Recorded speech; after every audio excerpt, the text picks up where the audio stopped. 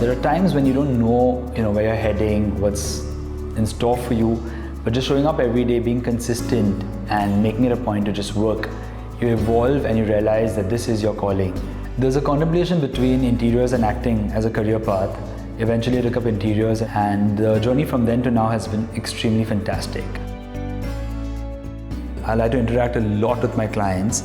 This helps me understand them better, their belief systems, their personality, and also helps us create a space that is, more livable for them. And if it's an office space, it's more conducive to growth.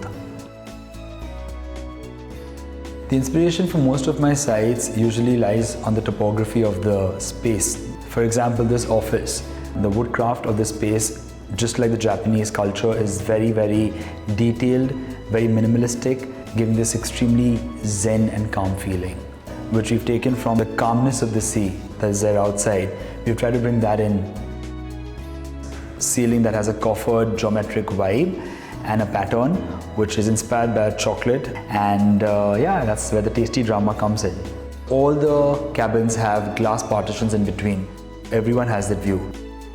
So the brief helped us to create the design, and hence a happy client, happy us.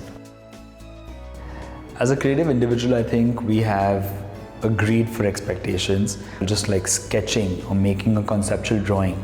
One stroke, you're happy with it, but then you're like, nah, you want something more. Another stroke, and it just goes on and on. It's like just boom. Siga home, which is a Japandi inspired home, it kind of taught me how to restrain from the color palettes, restrain as a designer, not going overboard, keeping it minimalistic. And just the opposite was Quirk Box, which was a completely crazy project with colors and just going out of the box. It taught me how to work out of the box, how to think out of the box. So these two extreme projects have been milestones in my career. We collaborated a lot with imported brands. I want to make a little bit of a shift and focus a little more on our local materials, local vendors and brands, and create a sort of a balance which helps people in terms of employment and also gives us amazing materials to play with.